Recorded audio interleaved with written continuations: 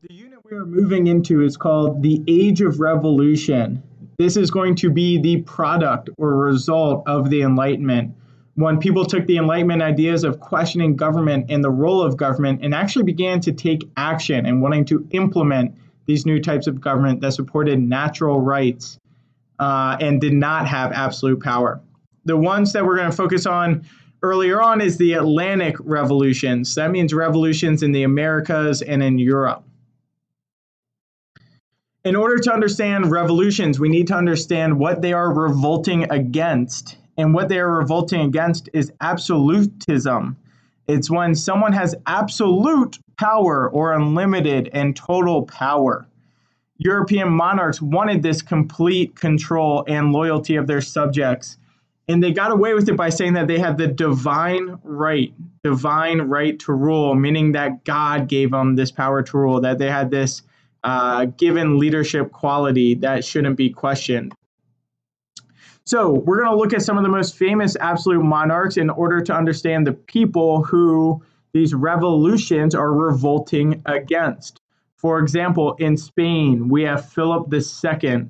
Philip II was a Catholic, and he tortured his citizens if they were Protestant. So if they were a part of the Protestant Reformation and went against the Catholic Church, he would torture them. They called this time the Inquisition, where they would search out people who spoke against the church. They also persecuted Jews and Muslims. So pretty much anyone who wasn't Catholic. Spain was a Catholic country because of King Philip II. King Philip II will actually fight a war against England. And this is going to be important because this is where we really start to see the decline of Spain, the power of Spain, which will open up Spain to revolutions. In England, we have the Tudor family, King Henry VII, King Henry VIII, and Queen Elizabeth I, family who ruled over England. In France, we have King Louis. He's going to be important when we talk about the French Revolution. The people are going to revolt against him.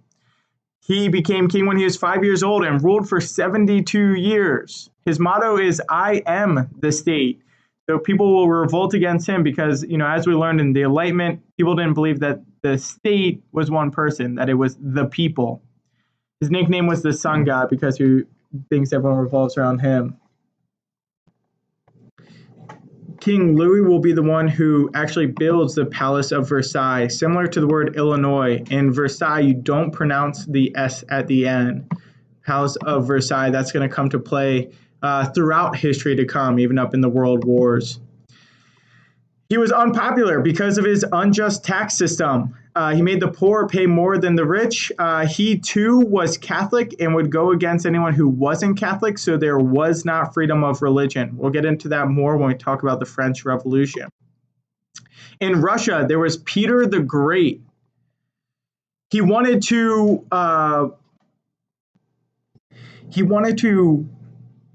acquire as much power as Europe. So he'll actually send Russians to study in Europe, to the European universities, and he'll try to industrialize. In Russia, we also see Catherine the Great, who, greatly influenced by European thinkers, wanted to expand Russia's borders. However, unlike the Enlightenment, anytime peasants spoke out, they were crushed by them. Okay, and then what we're going to start on next video is the North American Revolution, also known as the American Revolution, what created our country today. Talk to you guys later. Bye.